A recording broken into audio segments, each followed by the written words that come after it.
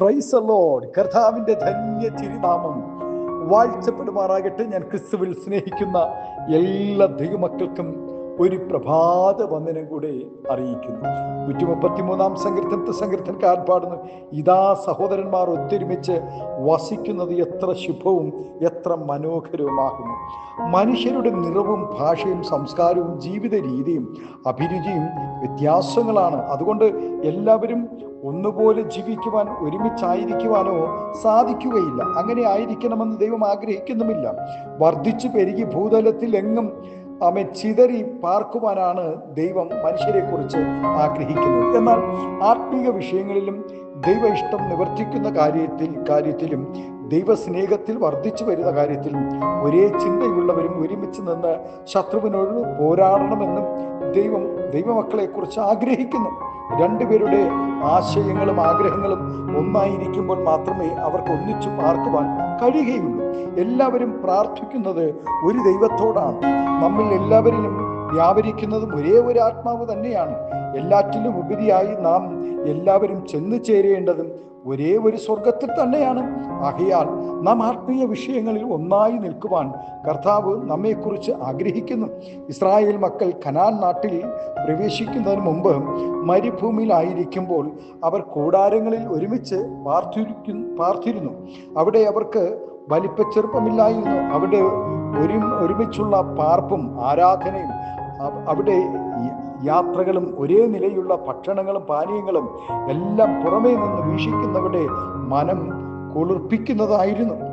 ജാതീയ പ്രവാചകനായ ബിലയാം ഇസ്രായേൽ ജനത്തെ ശപിക്കുവാൻ 3 പ്രാവശ്യം കരമുയർത്തി. എങ്കിലും അവരുടെ ഐക്യതയും സ്നേഹവും അവരുടെ ഇടയിലുള്ള ദൈവ സാന്നിധ്യം കണ്ട് അവരെ ശപിക്കുവാനാകാതെ അനുഗ്രഹിച്ച് കടന്നുപോയി. ഇവിടെ സഹോദരന്മാർ ഒരുമിച്ച് വസിക്കുക എന്നാൽ ഒരു കൂരയ്ക്ക് കീഴിൽ കഴിയുക എന്ന് അതിനർത്ഥമില്ല. ഐക്യ ബോധത്തോടും പരസ്പര സ്നേഹത്തിലും കഴിയുന്ന അനുഭവത്തെ കുറിച്ചാണ് സൂചിപ്പിക്കുന്നത്. ദൈവസന്നിധിയിൽ വരുമ്പോൾ ഓരോരുത്തരുടെയും സ്വന്തം ഗുണമല്ല, മറ്റുള്ളവരുടെ ആവശ്യത്തിനായും നല്ല ഗുണങ്ങൾക്കായും ദൈവത്തോട് പ്രാർത്ഥിക്കേണ്ടത് ആവശ്യമാണ്. ദൈവത്തെ ആരാധിക്കുന്ന കാര്യത്തിൽ നമുക്ക് ഐക്യതയുണ്ടായിരിക്കണം. 34 സങ്കീർത്തനക്കാരൻ പാടുന്നു, എന്നോട് ചേർന്ന് യഹോവയെ മഹിമപ്പെടുത്തുവിൻ, നാം ഒന്നിച്ച് അവന്റെ നാമത്തെ ഉയർത്തുക. നമ്മുടെ സ്വഭാവത്തിലും കഴിവിലും ആവശ്യങ്ങളിലും വ്യത്യാസങ്ങൾ ഉണ്ടെങ്കിലും ദൈവത്തെ ആരാധിക്കുവാൻ വരുമ്പോൾ നാം ഒരു മനസ്സോടും ഒരു ഹൃദയത്തോടും കൂടെ കർത്താവിനെ ആരാധിക്കണം. ആത്മീയ വിഷയങ്ങളിലും നാം ഐക്യതയോടുകൂടെ ആയിരിക്കണമെന്ന് ദൈവം ആഗ്രഹിക്കുന്നു. ഐക്യമത്യം മഹാബലം എന്നാണല്ലോ ചൊല്ലുന്നത്. ഒരു ഈർക്കിൽ കൊണ്ട് തൂത്താൻ തറ വൃത്തിയാവുകയില്ല. എന്നാൽ അനേക ഈർക്കിലുകൾ ചേർന്നുകൊണ്ട് ഉണ്ടാക്കിയ ചൂലുകൊണ്ട് എത്രയും ഭംഗിയായും നമുക്ക് വൃത്തിയാക്കുവാൻ കഴിയും. ദൈവജനം ഒരുമിച്ച് നിന്നാൽ പല അത്ഭുതങ്ങളും നടക്കും. എരിഹോ മതിലിന്റെ മുന്നിൽ എത്തിയ ദൈവജനത്തോട് ദൈവം അരുളിച്ച്, നിങ്ങൾ ഒരുമിച്ച് ആർപ്പിടുവീൻ എന്ന്. പത്രോസിനെ കൊല്ലുവാൻ വേണ്ടി ഹേരോദാവ് അവനെ തടവറയിലാക്കി. എന്നാൽ ദൈവസഭ ഒരുമനപ്പെട്ട് ഒരുമിച്ച് കൂടി പ്രാർത്ഥിച്ചപ്പോൾ കാരാഗ്രഹത്തിന്റെ ഉൾമുറിയിൽ ദൂതൻ ഇറങ്ങുകയും പത്രോസിനെ വിടുവിക്കുകയും ചെയ്തു. പ്രിയ ദൈവവേദലേ, കുടുംബമാകട്ടെ ദൈവസഭയാകട്ടെ, ജനത്തിന് ഒരു മനമില്ലെങ്കിൽ ഒരുമിച്ച് പ്രാർത്ഥിച്ചിട്ട് ഒരുമിച്ച് പ്രാർത്ഥിച്ചിട്ടോ അതിനർത്ഥമില്ല, മറുപടിയും ലഭിക്കുകയില്ല. ആകയാൽ ദൈവവേദലേ, പൊതുവായ ആത്മീയ വിഷയങ്ങളിൽ എങ്കിലും നമുക്ക് ഒന്നായി നിൽക്കാൻ നോക്കുവിൻ. സഹോദരന്മാർ ഒരുമിച്ച് പാർക്കുന്നതും വസിക്കുന്നതും എത്ര ശുഭവും എത്ര മനോഹരവുമായിരിക്കും എന്ന് ശത്രുക്കൾ പോലും പറയുവാൻ ഇടയാകട്ടെ. അതിനാൽ നമുക്ക് ദൈവസ്നേഹത്തിലും ഐക്യതയിലും സന്തോഷത്തിലും സമാധാനത്തിലും ഇന്ന് പകൽക്കാലം ദൈവത്തെ ആരാധിക്കാം. ഇതാ സഹോദരന്മാർ ഒത്തൊരുമിച്ച് വസിക്കുന്നത് എത്ര ശുഭവും മനോഹരവും.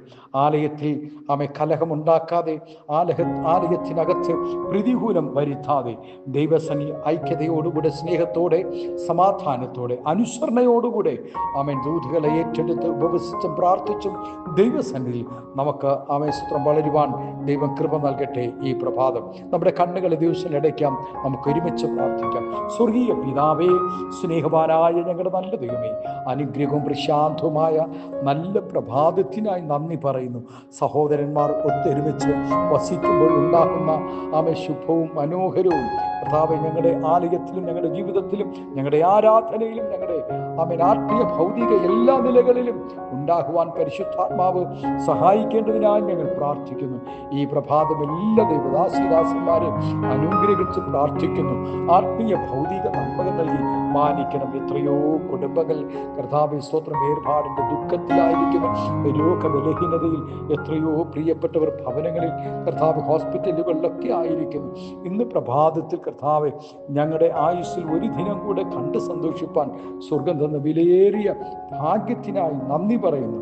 ഞങ്ങൾ ഈ ഭൂമിയിലായിരിക്കുമ്പോൾ ഞങ്ങളുടെ പ്രിയപ്പെട്ടവരുമായി, ഞങ്ങളുടെ സഹോദരങ്ങളുമായി, ഞങ്ങളുടെ ബന്ധുമിത്രാദികളുമായി, ദൈവസഭയുമായി ഒരുമിച്ചും ഐക്യതയിലും സ്നേഹത്തിലും സമാധാനത്തിലും സന്തോഷത്തിലും ഞങ്ങൾ കർത്താവെ നിത്യത വരെ എത്തുവോളം അവൻ നിൽപ്പാൻ കൃപ നൽകണമേ എന്ന് പ്രാർത്ഥിക്കുന്നു. പിതാവിൻ്റെയും പുത്രൻ്റെയും പരിശുദ്ധാത്മാവിൻ്റെ നാമത്തിൽ അങ്ങയുടെ കുഞ്ഞുങ്ങളെ എല്ലാവരെയും അനുഗ്രഹിച്ച് പ്രാർത്ഥിക്കുന്നു. ആത്മീയ ഭൗതിക നന്മകൾ നൽകി മാനിക്കണം, അനുഗ്രഹിക്കണം, കൃപയിൽ മറയ്ക്കണം, അകറ്റുമെടുക്കണം. യേശുവിൻ്റെ നാമത്തിൽ കൃപയോടെ പ്രാർത്ഥന കേൾക്കണമേ സ്വർഗീയ നല്ല പിതാവേ. ആമേൻ, ആമേൻ. Thank you. God bless you. ദൈവം എല്ലാവരെയും ഈ പ്രഭാതം ധാരാളമായി അനുഗ്രഹിക്കട്ടെ. Thank U.